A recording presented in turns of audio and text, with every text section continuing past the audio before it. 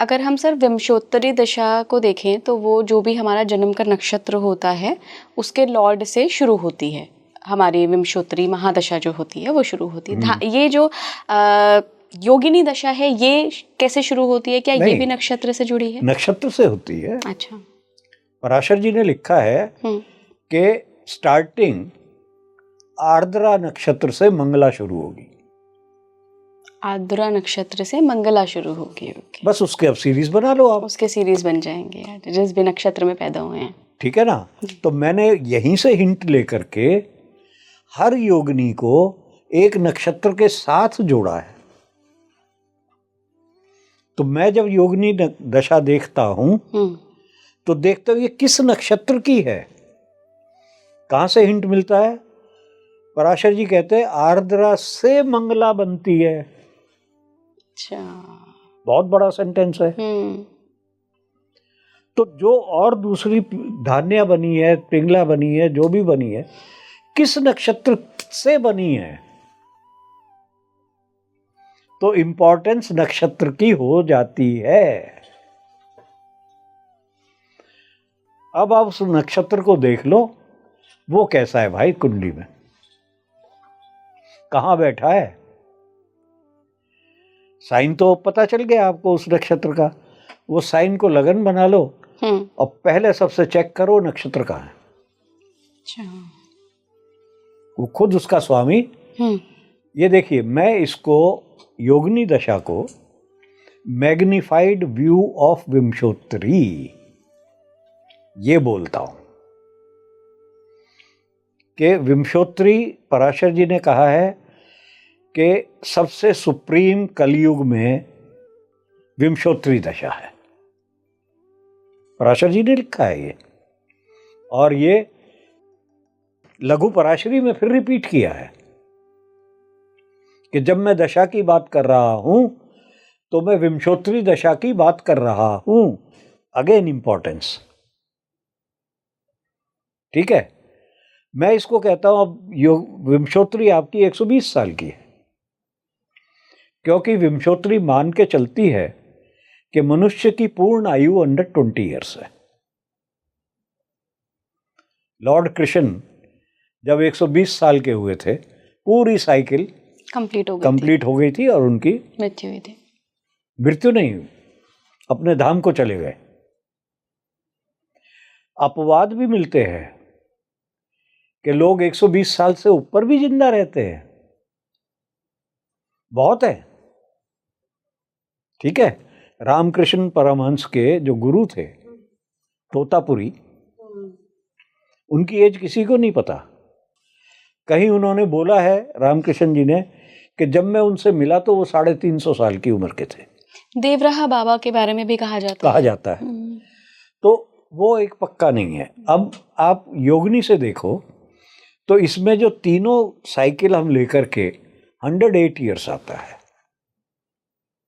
Sir अभी भी उस बात का जवाब नहीं मिला कि अगर ये 36 साल की होती है तो इवेंट्स फिर से रिपीट नहीं हो रहे हैं तो क्यों नहीं? बता तो दिया। नक्षत्र इंपॉर्टेंट है, किससे वो जनरेट हो रही है। अच्छा, समझ गए ना। अब जैसे 3 दशाएं, कुछ दशाएं 4 दफे रिपीट होती हैं 108 साल में।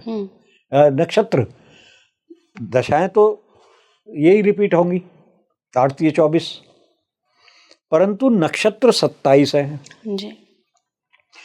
तो 3 नक्षत्र 4 दफे, उसके लॉर्ड जो हैं विंशोत्तरी लॉर्ड, वो 4 दफे आते हैं। अच्छा। बाकी 3 दफे आते हैं। ओके।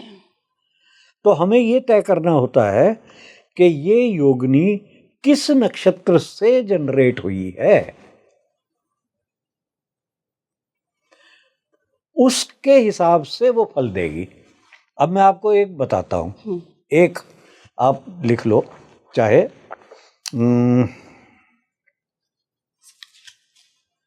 मंगला दशा। अब जैसे श्रवण नक्षत्र भी मंगला का है, मून का है। मंगला का दशा लॉर्ड भी मून है। तो जब मंगला श्रवण की नक्षत्र की होगी तो वो बहुत भयंकर अफेयर्स देगा, लव अफेयर देगा। कितनी कुंडलियों में मैं देख चुका हूं, बहुत कुंडलियों में अच्छे खासे मैरिड पर्सन्स, औरतें पुरुष जो भी हो, उसमें मंगला की दशा श्रवण की आई और अफेयर शुरू हो गए। 1 साल की दशा है, 1 साल बाद या तो अफेयर पक्का पूरा हो जाएगा या छूट जाएगा, उसके बाद खत्म। वह अफेयर 1 साल चलेगा, पक्का दिखता है। तो मेरा जो तरीका है देखने का, मैं शुरू करता हूं जेमिनी से। बहुत शॉर्टकट दशा है ये। उसके बाद उसी पीरियड को मैं योगिनी में देखता हूं कंफर्मेशन के लिए, और फाइनल से विमशोत्तरी का, फिर उसको देखता हूं। ये 3 दशाओं का मेरा सीक्वेंस चलता है।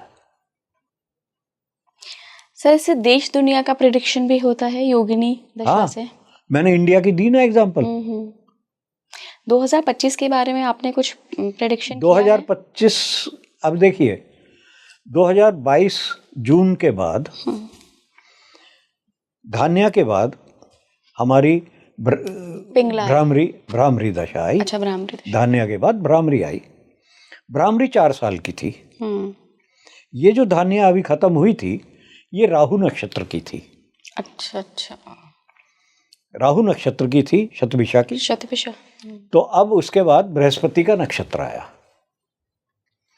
और लगन रही आपकी कुंभ। ठीक है। कुंभ में 3 चरण बृहस्पति के होते हैं। तो 2022 में बृहस्पति नक्षत्र लॉर्ड हो गया जून के बाद। अब कुंभ को लगन बनाया है। बृहस्पति कुंभ से त्रिकोण में 9वें भाव में बैठा हुआ है इंडिया के चार्ट में, त्रिकोण में।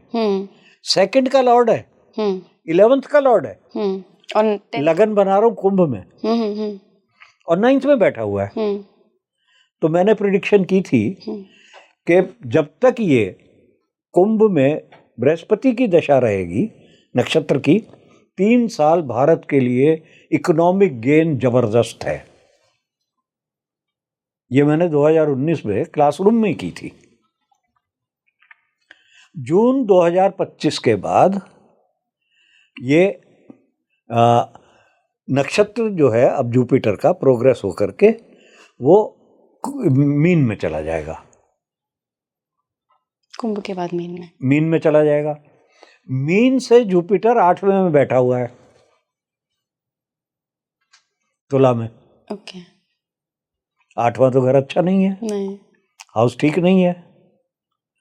और इसमें आगे जो अंतर्दशा आ रही है, तो इसका मतलब है कि जून के बाद ये कुछ ना कुछ सीक्रेसी देगा, कुछ ना कुछ ड्रामे फिर देगा जून के बाद। तो मेरे को लगता है कोई ना कोई, और फरवरी में, फरवरी 26 में वही फिर अंतर्दशा, याद नहीं मेरे को किसकी आ रही है, but it is not a good अंतर्दशा। It is maybe Mangal और राहु। किस लिहाज से? 8वां घर है ना, डेथ होंगी, बीमारी फैल सकती है। फरवरी 2026 के बाद 2026 में लड़ाई हो सकती है, कोई युद्ध छिड़ जाए। महामारी तो नहीं आएगी, युद्ध छिड़ जाए। तो ये है योगिनी।